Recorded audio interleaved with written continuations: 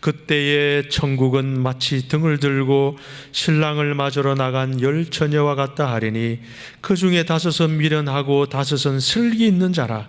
미련한 자들은 등을 가지되 기름을 가지지 아니하고 슬기 있는 자들은 그릇에 기름을 담아 등과 함께 가져갔더니 신랑이 더디옴으로 다 졸며 잘세. 밤중에 소리가 나되 보라 신랑이로다 맞으러 나오라 하매 이에 그 처녀들이 다 일어나 등을 준비할세.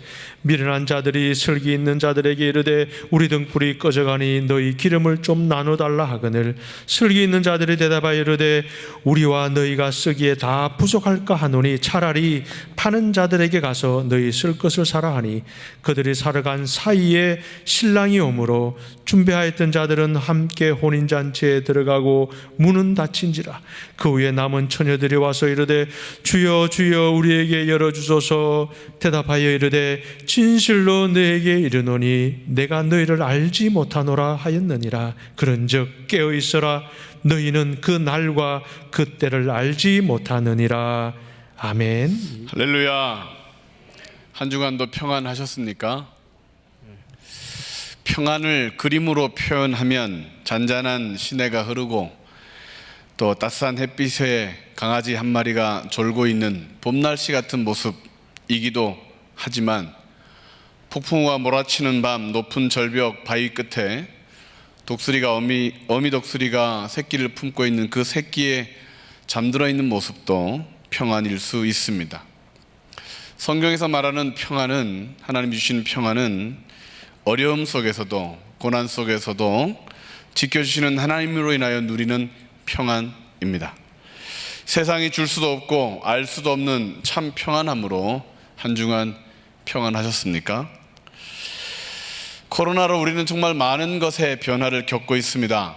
삶의 모습이 완전히 달라지고 있다, 더 달라지고 있다, 그렇게 표현하는 것이 정확할 것입니다.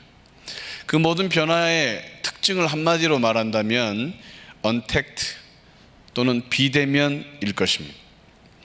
감염되느냐 마느냐는 둘째치고 모든 사람, 모든 세대가 생전 처음 겪어보는 이 비대면, 그 언택트 비대면으로 아픔을 경험하고 있습니다.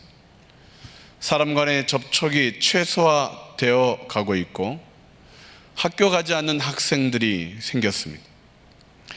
비대면 수업은 공부를 하는 것인지 마는 것인지 아이들만 혼란스러운 것이 아니라 어른들도 뭐라 말을 못합니다.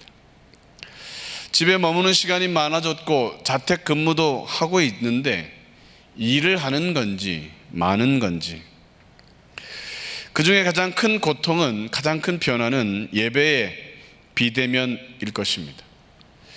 믿음의 사람들은 그 어떤 환경 속에서도 예배를 멈춘 적이 없는데 일제강점기 시대에도 6.25 전쟁의 그 험악한 시절에도 예배를 멈춘 적이 없는데 눈에 보이지도 않는 것, 생명이라고 말할 수도 없는 이 바이러스 하나로 인하여 예배가 멈춰지고 있는 것입니다.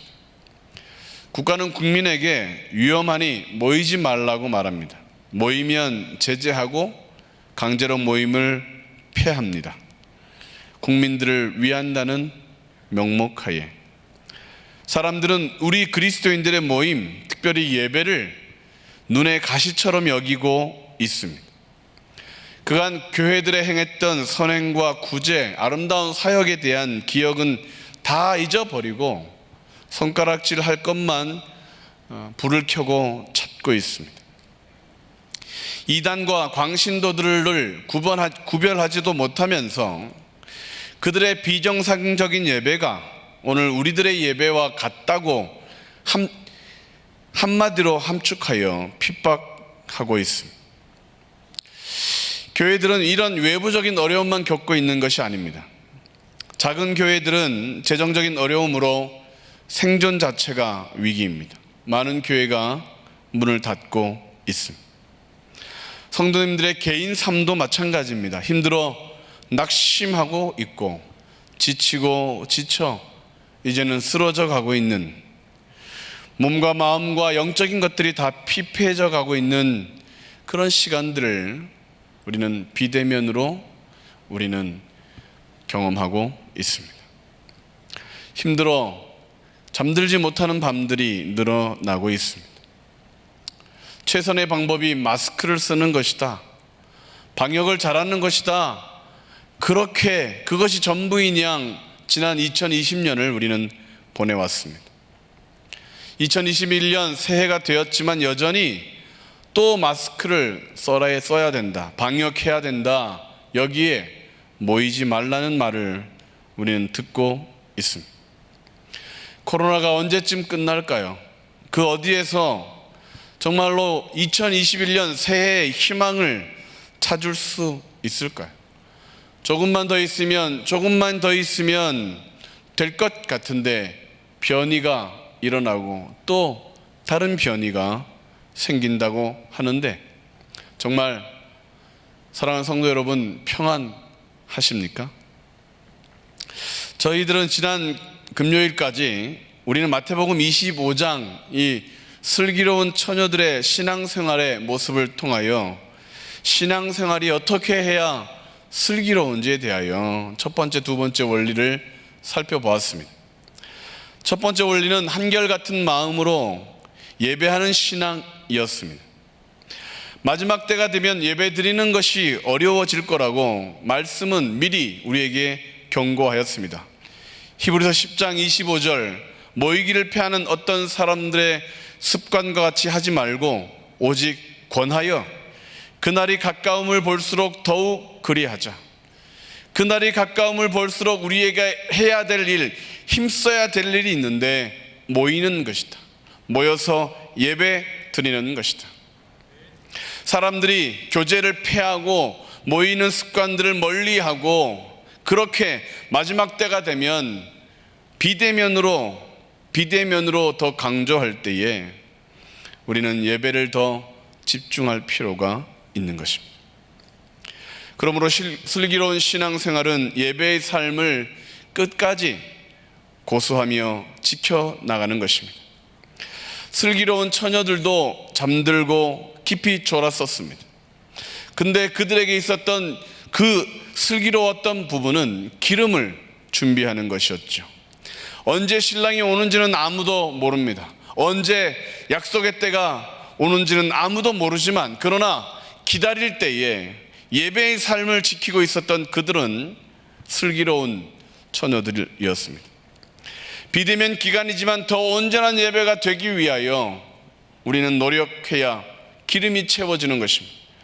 아무도 뭐라 하지 않고 보는 이 없다 할지라도 어제보다 과거보다 더 뜨겁게 하나님을 찬양하고 예배하기 위해 그렇게 몸부림을 칠 때에 우리의 삶 가운데 영적인 기름이 준비되는 것입니다. 지금 그러한 예배를 여러분 드리고 계시죠? 예배는 하나님을 만남으로 그분의 말씀으로 채워짐으로 세상 모든 걱정 의심이 사라지고 소망과 희망이 넘쳐나는 시간. 예배는 우리 삶의 모든 문제가 해결되는 믿음으로 문제가 복이 되는 시간. 연약한 것과 병든 것이 십자가의 능력과 예수의 이름의 선포로 해결되어지는, 온전케 되어지는 시간. 그러므로 우리가 예배에 실패하지 않으면 반드시 하나님은 우리의 삶을 평안으로, 우리의 삶을 복으로 인도하실 줄로 믿습니다. 다른 종교를 기웃거리거나 용하다는 다른 무당을 찾아다니는 것은 예배를 실패했다는 증거이죠. 기름이 말라가면 어두컴컴해지듯 영적으로 어두워지고 영적으로 무뎌지는 이유는 우리의 예배가 식어져 가고 있다는 증거일 것입니다.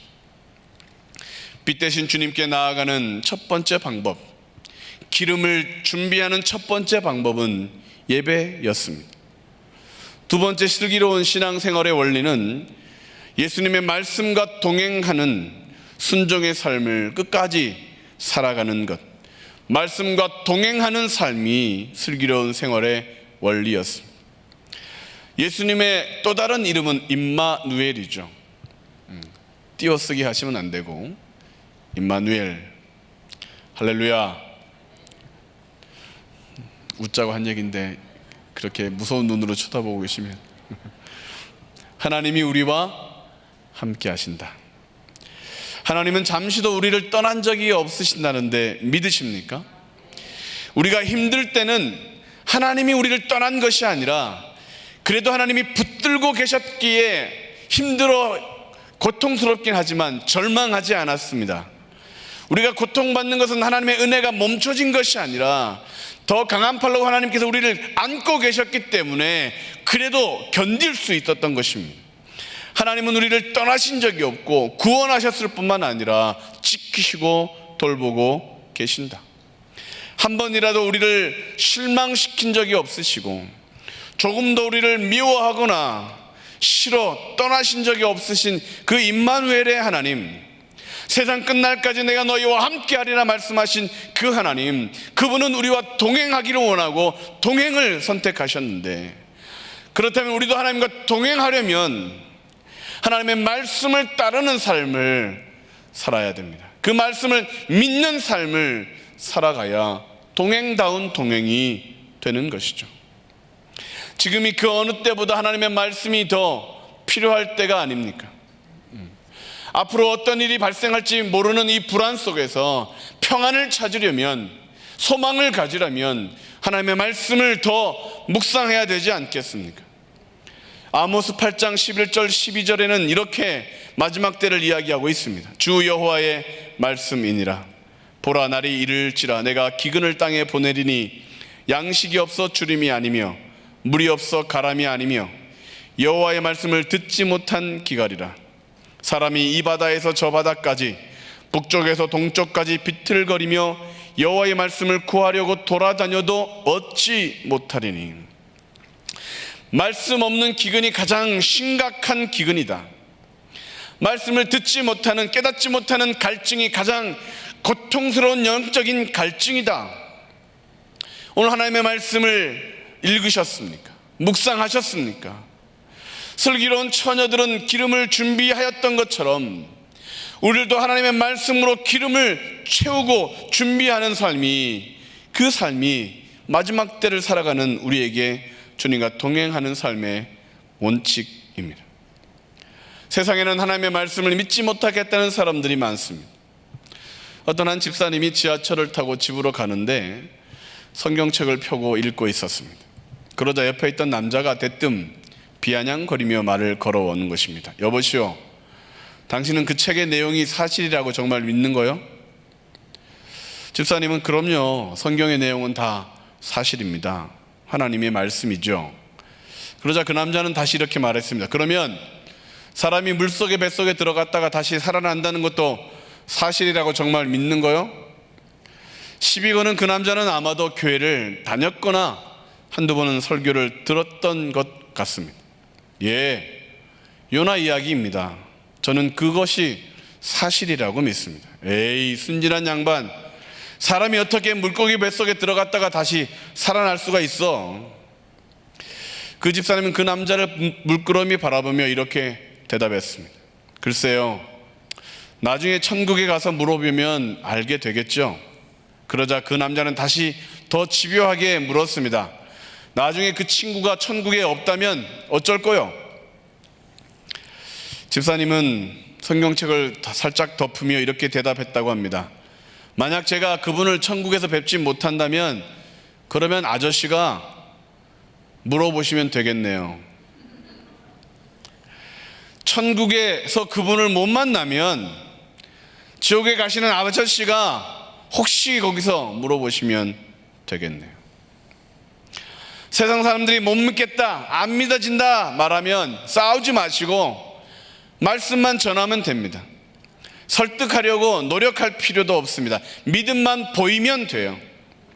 하나님의 말씀은 생명이 있고 진리이기 때문에 말씀 자체가 그 심장을 두들기는 거죠. 아마도 그 아저씨는 집사님과 헤어지고 나서 그 대화를 잊지 못할 겁니다. 뭐 나보고 물어보라고? 나보고 어디 가서 물어보라는 거야? 지옥에서? 못 만날 것 같은 생각이 들고 두려운 마음이 들겠죠. 말씀과 동행하는 삶을 살면, 우리가 믿음을 보이기만 하면 우리의 신앙을 표현하기만 하면 이 세상에서 가장 슬기로운 인생, 아니 이 세상뿐 아니라 영원한 그 나라에서 가장 대박나는 인생이 말씀과 주님과 동행하는 인생이 되는 것입니다. 마지막으로 슬기로운 신앙생활을 하려면 우리는 예수님을 믿기에 착한 행실로 세상의 빛으로 끝까지 살아가야 합니다. 같이 한번 읽으실까요? 예수님을 믿기에 착한 행실로 세상의 빛으로 끝까지 살아가야 합니다. 마태복음 25장 1절은 이렇게 시작합니다. 그때 천국은 마치 등을 들고 신랑을 맞으러 나간 10 처녀와 같다 하리니. 처녀들이 신랑을 맞으러 나간 이유는 딱 하나입니다. 불을 밝히는 것입니다. 그래서 등잔을 가지고 기름을 준비했다는 것이죠. 처녀들은 신랑이 오는 길을 밝혀야 합니다. 그것이 그들의 목적이었습니다.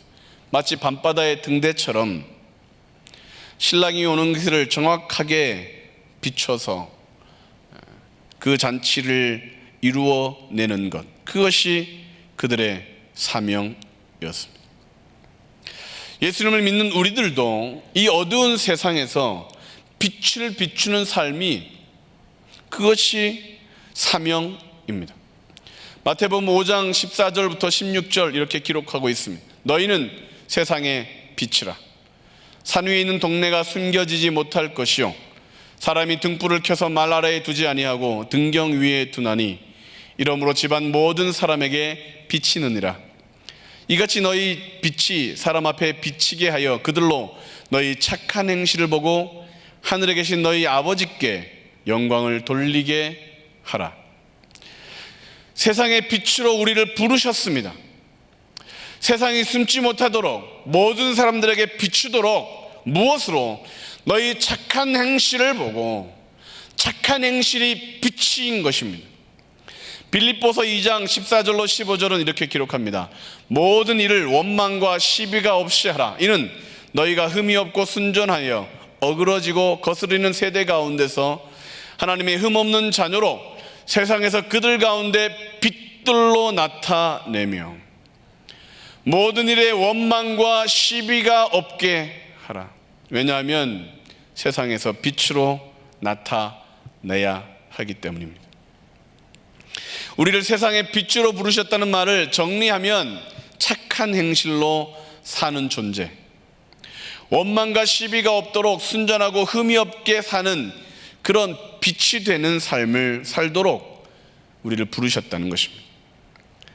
착한 행실로 사는 것, 그리스도인들에게 가장 기본적인, 가장 하나님께서 우리에게 기대하는 삶의 모습입니다. 신앙생활을 다시 생각해야 합니다. 성실하고 부지런하게 사는 것은 잘하는 것이지만 더 잘하는 것은 다른 이에게 착하게 사는 것입니다. 착한 행실이 없으면 건강해도 실패, 병들어도 실패입니다. 착한 일을 하지 않으면 가난해도 실패, 부유해도 실패입니다. 고난 가운데 인내해도, 행복하게 살아도 착하지 않으면 실패입니다. 한번 따라 하시기 바랍니다. 착하게 살자. 착하게 살자. 왜 착한 행실, 착하게 사는 것이 중요한 것일까? 에베소서 5장 8절로 9절은 이렇게 기록합니다. 너희가 전에는 어둠이더니 이제는 주 안에서 빛이라. 빛의 자녀들처럼 행하라. 빛의 열매는 모든 착함과 의로움과 진실함에 있느니라. 빛의 사람들, 하나님의 자녀들의 삶에는 반드시 나타나는 착함, 의로움, 진실함이 있다. 이 사람의 신앙이 진짜냐 아니냐는 착함을 보고 판결할 수 있다. 예수님을 믿는데 악한 사람은 거짓입니다. 다른 사람의 눈에 눈물 나게 하거나 자신의 이득을 위하여 다른 사람들을 고통스럽게 하는 사람의 그 모든 신앙의 모습은 가짜입니다. 비록 하늘에서 불을 내리는 능력이 있고 귀신도 쫓아내는 능력이 있다 할지라도, 주여 주여 하며 신령한 모습을 보인다 할지라도 착함과 의로움과 진실함이 없다면 거짓 선지자입니다. 예수님을 믿는데 성격이 랄지 같다거나 괴팍하다거나 짜증난다거나 시기와 미움과 다투 질투가 있다면 덜 된 것입니다. 착한 행실이 중요한 이유는 무엇보다도 믿지 않는 사람들이 우리의 그 착한 행실, 빛을 보고 하나님이 어떤 분이신지를 이해하게 되고 하나님이 우리에게 무엇을 요구하시는지를 깨닫게 되는 하나님의 영광을 드러내는 삶이 되기 때문에 착한 행실은 복음을 위해서, 하나님의 영광을 위해서 중요한 삶의 모습이 되는 것입니다. 여러분, 착한 삶, 빛의 자녀의 삶을 오늘 사셨습니까? 혹시 욕하지는 않으셨습니까? 네? 짜증을 부리지는 다 짜증을 내는데 회개해야 되겠습니다. 주여. 빛의 자녀가 되기 위해 두 가지 단계가 있는데, 첫 번째, 어둠의 일을 벗어버리는 것입니다. 우리의 존재적인 변화가 이루어지기 위해서는 회개가 있어야 됩니다. 에베소서 5장 14절은 그러므로 이르시기를 잠자는 자여 깨어서 죽은 자들 가운데서 일어나라. 그리스도께서 너에게 비추이시리라 하셨느니라. 어둠에 잠들어 죽은 듯이 자고 있는 저희들에게 예수께서 빛을 비추니까 일어나라.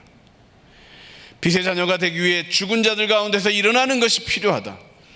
어둠의 삶을 버려라.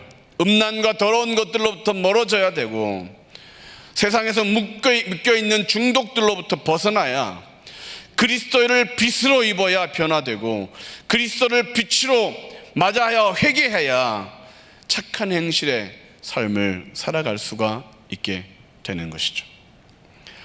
다시 태어났다면, 거듭났다면 저절로 우리의 삶이 달라지는 것이 아니라 날마다 빛 되신 주님을 경험해야, 그리스도처럼 행동해야 빛을 비추게 되는 것입니다. 세상에서 작은 예수님의 모습으로 살아가는 것이죠. 장사하는 예수님, 공부하는 예수님, 가정에서, 사업에서, 직장에서 그렇게 작은 예수님의 모습처럼 우리가 살아가기 시작할 때에 착한 행실이 드러나는 것이죠. 두 번째, 어둠의 일을 몰아내는 일을 힘써야 빛의 자녀라고 할 수 있습니다. 이것은 사명적인 변화일 것입니다. 우리는 세상의 어둠에 대항하는 사명으로 부름받았습니다. 거짓과 싸워야 되고 폭력에 항거해야 하고 가난과 슬픔과 죽음과 저주와 우리는 싸워야 합니다. 모든 어둠의 영, 세상의 영들과 싸워 직장에서 어둠의 문화를 싸워서 이겨내야 하고, 정치인이라면 여의도에서, 지역구에서 어둠의 일들을 몰아내는 그리스도인들이 되어야 되는 것입니다. 교사라면 학생과 교육에 드리워져 있는 거짓의 세력들, 어둠의 일들과 진리로 싸워야 합니다. 빛 대신 예수님께서 우리에게 빛을 비춰주심으로 빛의 자녀가 되었다면 한 걸음 한 걸음 어둠을 향하여 나아가 어둠을 밝히는 그런 삶을 살아가야 하는 것입니다. 마태복음 25장 6절, 밤중에 소리가 나서 나되 보라 신랑이로다 맞으러 나오라. 신부는 빛을 비추고 있어야 합니다. 밤중이라도 빛을 비추어야 됩니다. 빛이 되는 이 착한 행실이 어려운 이유는 희생이 필요하기 때문입니다. 빛을 비추기 위해 내 기름을 태워야 합니다. 내 기름을 소비하고 낭비하여야 신랑의 길을 밝힐 수 있습니다. 내가 쓸 것도 부족한데 다른 이들의 어둠을 밝히기 위해선 나를 희생해야 되는 것이죠. 나도 지쳤는데 다른 이들의 딱한 사정을 돌봐주고 돌보아주기 위해 우리가 조금 더 고생해야 되는 것, 빛이 되기 위해 등불을 켜는 것은 이처럼 낭비고 나의 헌신이고 알아주는 이 없고 돌아보는 이 없어. 그럼에도 불구하고 우리는 불을 켜야 되는 것이기 때문에, 신랑이 올 것 같지 않은 밤에도 불을 켜야 되는, 헛일처럼 보이는 때도 불을 켜야 하기 때문에, 너무 늦어 이제 와도 오는 것이 거의 불가능한 것처럼 보여도 마지막 순간까지 등불을 켜야 되는, 그것이 미련해 보이는데 행동해야 되는 헌신이 있어야 되기에 빛이 어려운 것입니다. 계속 착하게 살아야 된다니까. 세상은 점점점 악해져 가는데, 사람들은 점점점 자기를 챙기는데, 세상이 몰라줘도 계속해서 착하게 더 어두워져 더 밝게 살아가야 된다니 얼마나 사실은 시대 배반적인 삶의 모습입니까? 기름이 한두 푼 하는 것도 아닌데, 그렇다고 불꽃을 줄일 수도 없는 것 아닙니까? 경제가 어려우니까 구제를 줄이자 해서는 안 되는 것이죠. 우리 형편도 어려워졌으니까 착한 일들을 그만하자 해서도 안 되는 것이죠. 상황이 어려우니까 좀 타협하면 안 되는 것이죠. 시간이 부족한데 없는데 성경 읽는 거 좀 뒤로 하면 안 되냐? 안 되는 것이죠.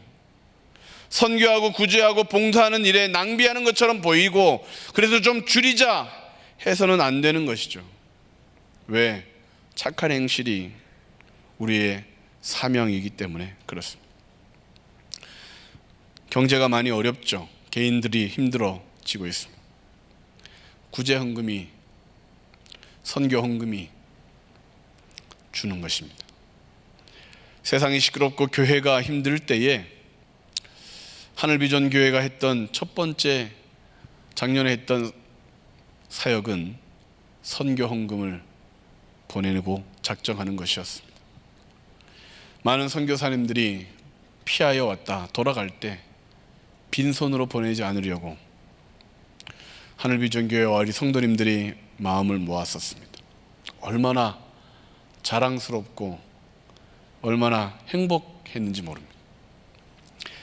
2021년 들어서면서 담임 목사님을 통해 우리 교회가 하고자 하는 일이 있는데, 제가 비밀을 말씀할 수는 없어서 구제하는 사역을 하려고 하십니다. 어려운 이웃들을 살펴봐라.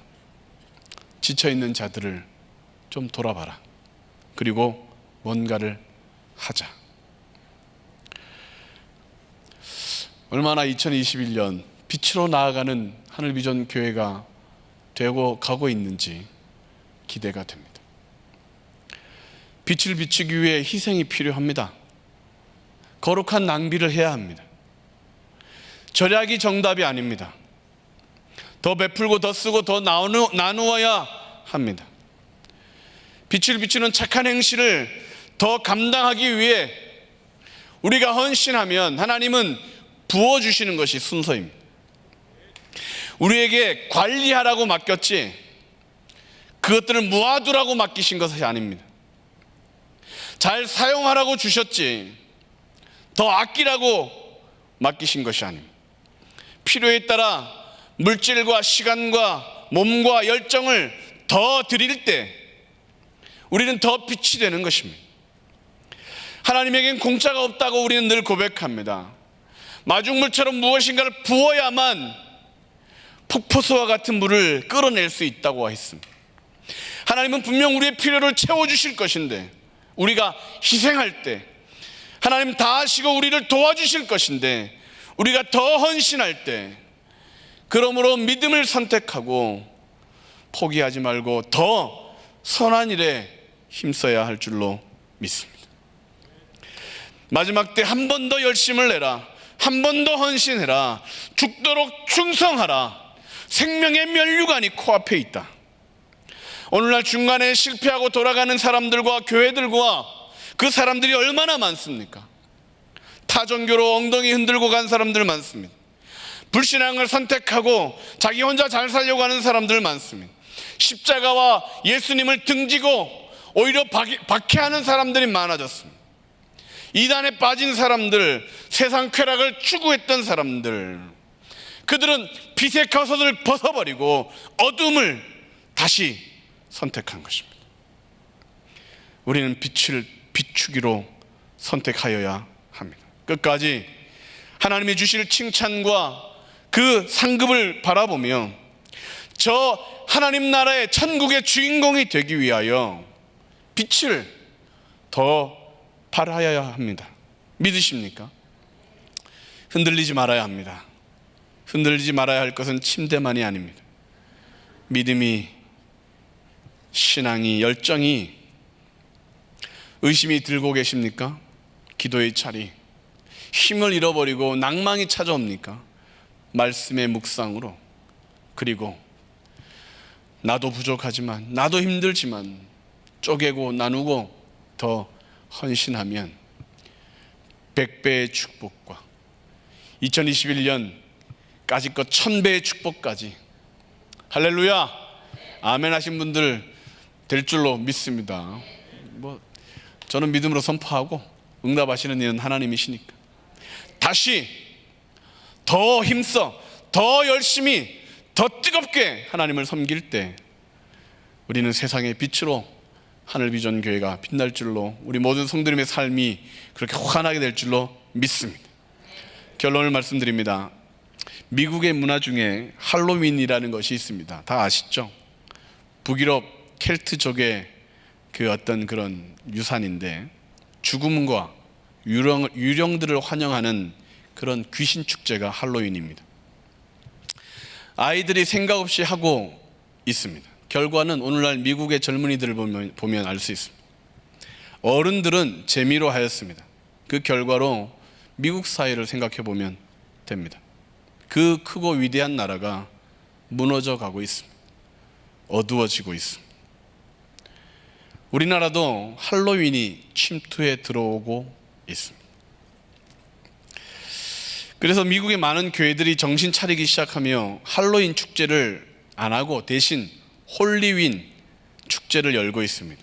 홀리윈이란 거룩함으로 이기자라는 축제입니다. 할로윈을 믿지 않는 사람들이 그렇게 귀신 복장하고 돌아다닐 때 교회들로 아이들과 온 식구들이 모여 파티를 하고 축하하고 아이들을 축복하는 그런 문화를 만들어내고 있습니다. 홀리윈이 할로윈을 이길 때 미국은 다시 위대한 나라, 우리나라도 다시 하나님을 경외하는 경천 애인의 나라가 될 줄로 믿습니다. 코로나 바이러스로 세상은 언택트, 비대면이 정답이라고 말하고 있습니다. 예배를 금지해라, 모이는 것을 폐해라, 사람 간의 접촉을 금하고 가능하면 교회로, 가능하면 소리 내지 말고 노래하고, 가능하면 기도하지 마라. 장작이 흩어지면 불이 꺼지는 것처럼 우리의 신앙들은 지금 식어져 가고 있습니다. 세상이 말하는 언택트, 비대면은 정답이 아닙니다. 홀리택트, 거룩한 대면을 시작해야 합니다. 하나님을 만나는 거룩한 대면, 사업의 관계로 만나는 사람들을 이제는 거룩한 목적으로 대하기 시작해야 합니다. 믿지 않는 친구들과 좋은 친분으로 만나던 그런 친구의 관계의 모임이 아니라 이제는 복된 만남을 가지고 빛을 비추는 목적을 가지고 그들을 만나야 합니다. 가족이기에 같이 사는 것이 전부인 그런 관계가 아니라 이제는 그들을 향하여 거룩한 목적을 갖고 가족 간에 더 하나가 되어야 합니다. 마태복음 24장 40절 41절에는 무서운 말씀이 기록되어 있습니다. 그때 두 사람이 밭에 있음에 한 사람은 데려가고 한 사람은 버려둠을 당할 것이요, 두 여자가 맷돌질을 하고 있음에 한 사람은 데려가고 한 사람은 버려둠을 당할 것이니라. 두 사람이 함께 밭에 있었다는 것은 아버지와 아들, 가족일 가능성이 많죠. 한 명은 지옥 간 것입니다.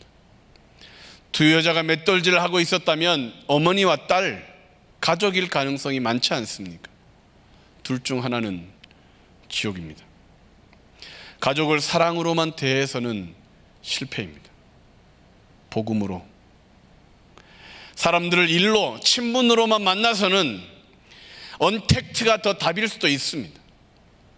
홀리택트, 거룩한 대면을 이루기 위하여 먼저 하나님의 빛을 받고 그 믿음과 소망 가지고 그들에게 생명으로 다가가는 홀리 텍트, 사업에서 빛이 되는 그리스도인, 직장에서 빛을 발하는 그리스도인, 가정에서 빛이 되는, 자녀에게 빛이 되는 부모의 삶을 우리는 살아가야 합니다. 예수 믿는 가정의 자녀는 무조건 예수님을 믿는 사람이 되어야 하는 것입니다. 마지막 때를 살아가는 우리는 어린 양의 혼인잔치가 있다는 사실을 끝까지 기억해야 합니다. 예배를 멀리하면 미련한 처녀, 말씀에 순종하지 않으면 버림받는 처녀, 착한 행실이 없으면 아무리 주여 주여 해도 문이 열리지 않고 내가 너희를 도무지 알지 못한다 라고 말하며 슬피 울게 되는 상황에 처하게 되는 이때, 하나님은 다시 우리에게 성령의 충만함을 받으라. 사도행전 10장 38절에 하나님이 나사렛 예수에게 성령과 능력을 기름 붓듯 하셨음에 그가 두루 다니시며 선한 일을 행하시고 마귀에게 눌린 모든 사람을 고치셨으니 이는 하나님이 함께 하셨습니다. 성령의 충만하면 그런 이 능력과 성령의 충만함이 나타나므로 마귀가 떠나가고 눌린 사람이 자유케 되고 선한 일들을 행하시는 일들이 나타나게 된다. 재난이 많고 병이 많고 문제가 많은 이유는 세상이 어두워서가 아니라 성령 충만한 성도가 되지 않기 때문에. 에베소서 5장 18절, 술 취하지 말라. 이는 방탕한 것이니 오직 성령으로 충만함을 받으라. 자택에서 근무하면서 술을 마시는 분들이 많아졌답니다.